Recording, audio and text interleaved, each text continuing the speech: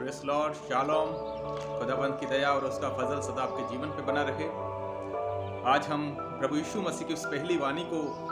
मनन करने जा रहे हैं जो कि पाई जाती है लूका रचित सुसमाचार उसका 23 अध्याय और उसका 34 पद में,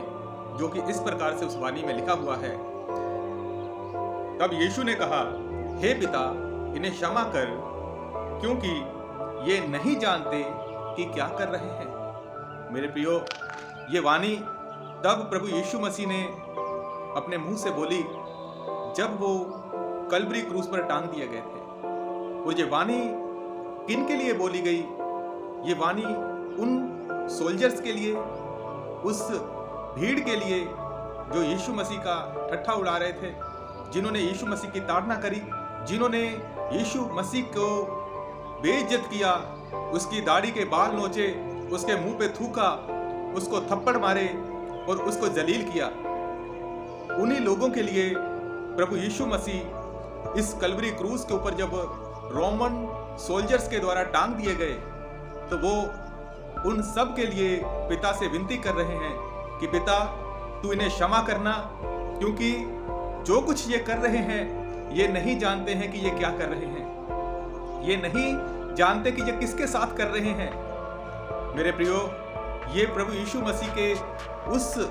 ईश्वरीय स्वभाव को दर्शाता है, क्योंकि वचन बताता है, परमेश्वर के वचन में लिखा है कि तुम्हारे पाप चाहे लाल सूहे रंग के हो तो भी मैं उन्हें हिम के समान श्वेत कर दूंगा। मेरे प्रियो, रोमन सिपाही जो कि यहूदी नहीं थे और जिनको शायद यहूदी ग्रंथों के ऊपर, यहूदी प्रॉफिट्स के ऊपर विश्वास भी नहीं था, उन्होंने यीशु मसीह के साथ जो दुर्व्यवहार किया। शायद वो नहीं जानते थे किसी मसीह के बारे में, शायद वो नहीं जानते थे मसीह के आने की किसी भविष्यवाणी के बारे में, जहां वो उन सब के ऊपर विश्वास नहीं करते थे जो यहूदी धर्म ग्रंथ कहते थे। मेरे प्रियो, यूहन्ना रचित सुसमाचार उसके पहले अध्याय में लिखा है कि वो अपनों के पास आया, लेकिन अपनों ने उसको नहीं पहचाना। जब अपने ही उसके बैरी बन गए, जब अपने ही उसके साथ दुश्मनी करने लग गए, तो जो गैर मुल्क के लोग थे, जो यहूदी समुदाय के नहीं थे, उनका तो उस पर अत्याचार करना कोई बड़ी बात नहीं है, क्योंकि यहूदी धर्म ग्रंथों में बहुत पहले ही यशाया नबी ने अपनी पुस्तक के अंदर, यदि आज हम उसको बाइबल के अंदर देखते हैं तो 53 अध्याय के अंदर प्रभु यीशु मसीह की मृत्यु के बारे में साफ साफ लिखा हुआ है। यदि हम यशाया का 7 अध्याय पढ़ते हैं तो वहां पर यीशु मसीह के जन्म के बारे में साफ साफ लिखा हुआ है। मेरे प्रियो, लेकिन उस समय के धर्म के ठेकेदारों ने अपनी कुर्सियां बचाने के लिए, अपने रुतबे बचाने के लिए, अपना मान सम्मान बचाने के लिए उस मसीह को कल्वरी क्रूस पर टांगने की मांग करी। क्योंकि मेरे प्रियो, कल्वरी क्रूस पर भले ही रोमन सोल्जर्स ने, रोमन सिपाहियों ने उसको कल्वरी क्रूस पर टांगा था, मगर उस क्रूस पर टांगने की मांग यहूदियों के द्वारा करी गई थी। उस कल्वरी क्रूस पर टांगने की मांग सदूसियों और फरीसियों द्वारा करी गई थी। और वो चाहते थे कि यदि ये परमेश्वर का वचन सुनाएगा, यदि यह प्रभु का संदेश लोगों में फैलाएगा, तो हमारे रुतबे और हमारी पोजीशनें हमसे छिन जाएंगी। मेरे प्रियो, प्रभु यीशु मसीह ने उन सोल्जर्स के लिए ये विनती करी कि हे पिता, इन्हें क्षमा कर, क्योंकि ये नहीं जानते कि ये क्या करते हैं। और दूसरी बात मेरे प्रियो, कि प्रभु यीशु मसीह यहाँ पे हम सबको ये सिखाना चाहते हैं कि तुम्हारा दुश्मन कोई भी हो, तुम्हारा दुश्मन तुम्हारे साथ कैसा भी व्यवहार करे, तुम्हारा दुश्मन चाहे तुम्हें घात करने का बार बार यत्न करे या तुम्हें घात कर दे, लेकिन तुम्हें सिर्फ और सिर्फ ये कार्य करना है कि उसे क्षमा करना है। और प्रभु यीशु मसीह हमेशा अपनी शिक्षा में ये कहते थे कि तुम अपने दुश्मनों को क्षमा करो और अपने सताने वालों के लिए प्रार्थना करो। मेरे प्रियो, जो भी मुंह से बोला जाता है वो उस पर अमल करना हर किसी के बस की बात नहीं है ना। लोग बड़ी बड़ी बातें बोलते हैं कि हम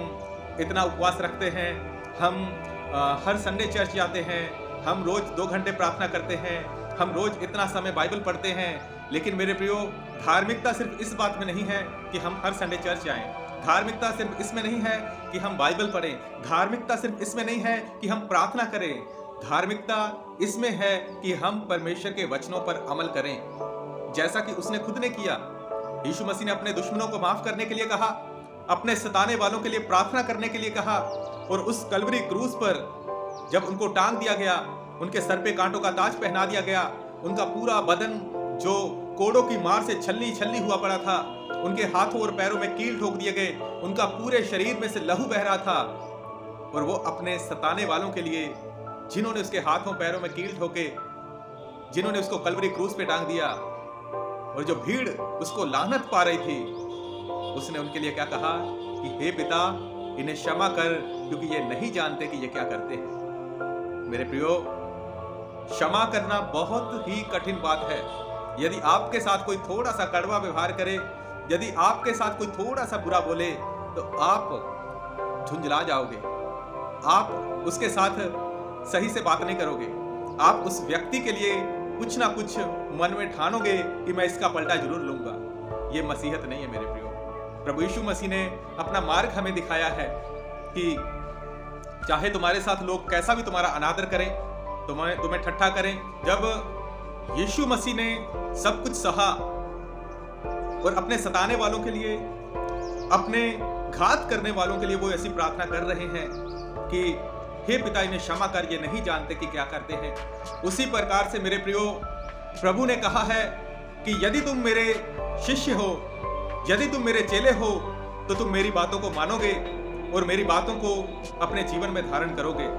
और मेरी आज्ञाओं को जब तुम मानोगे और जब तुम मेरे वचनों को अपने जीवन में लागू करोगे, तो इसी से लोग ये जानेंगे कि तुम मेरे शिष्य हो, तुम मेरे चेले हो। तो मेरे प्रियो, मसीहत सिर्फ दिखाने के लिए नहीं है। मसीह जीवन कोई दिखावा नहीं है कि हम सिर्फ संडे को बाइबल लेके चर्च जाएं, हम सिर्फ घुटने टेक कर जब कोई घर में आता है तो हम 2-2 घंटे प्रार्थना करें। मसीह जीवन ये नहीं है कि हम सिर्फ भजन बंदगी में जाएं, जब खाने की मीटिंग्स होती है तब जाएं। मसीह जीवन ये नहीं है कि हम अपने टाइट्स और अपने दसवांश, जो भी हमारा भेंट है, वो हम परमेश्वर के लिए दे रहे हैं। याद रखो, परमेश्वर इन सब से ज्यादा अगर किसी चीज को ज्यादा वैल्यू देता है तो वो है आज्ञा पालन, उसके वचन का आज्ञा पालन। और परमेश्वर चाहता है कि जिस प्रकार से उसने अपने दुश्मनों को माफ किया, अपने सूली पर चढ़ाने वालों को क्षमा किया, उसी प्रकार से वो चाहता है कि मैं और आप भी अपने दुश्मनों को क्षमा करें, उनके गुनाहों को आप भूल दें। क्योंकि वचन में लिखा है, परमेश्वर कहता है कि मैं तुम्हारे अधर्म को, तुम्हारे पाप को अपनी पीठ के पीछे फेंकता हूं और फिर दोबारा मैं उसको स्मरण नहीं करता हूं। तो मेरे प्रियो, हमें भी जरूरी है कि हमारे जीवन में जितने भी बुरे लोग आए, जिन्होंने भी हमारे साथ बुरा किया, जिन्होंने भी हमारे साथ दुर्व्यवहार किया, जिन्होंने भी हमारे जीवन में कुछ ना कुछ खलबली मचाने की कोशिश करी, जिन्होंने भी हमारे परिवार को तोड़ने की कोशिश करी, हमारे काम धंधे, हमारे बिजनेस को ठप करने की कोशिश करी, हमारे बिजनेस में घाटा लाने की कोशिश करी, हमारा भी ये मसीही जीवन होने के नाते, यदि हम मसीह के चेले हैं, यदि हम यीशु मसीह के कहलाते हैं, तो हमारा भी ये फर्ज है कि हम उन्हें क्षमा करें। क्योंकि मेरे प्रियो, मत्ती रचित सुसमाचार उसका 6 अध्याय में उसके 14 पद में प्रभु यीशु मसीह ने कहा है, जब उन्होंने कहा कि तुम अपने पिता से इस प्रकार से प्रार्थना करना, और जब वो प्रभु की प्रार्थना सिखाते तो प्रभु की प्रार्थना में ये सेंटेंस आता है कि हे पिता, तू हमारे अपराधों को क्षमा कर, वैसे ही जैसे हमने अपने अपराधियों को क्षमा किया है। तो मेरे प्रियो,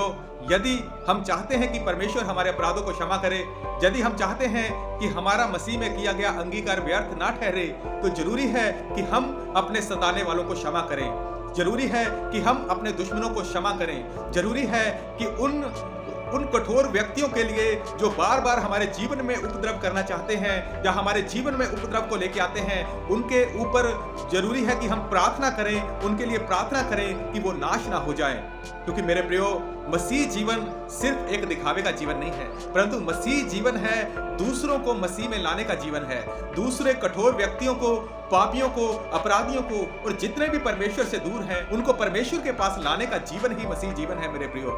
हालेलुया। प्रभु आप सबको आशीष दे, प्रभु का अनुग्रह और उसकी दया सदा आपके जीवन पे बनी रहे। God bless you, praise Lord.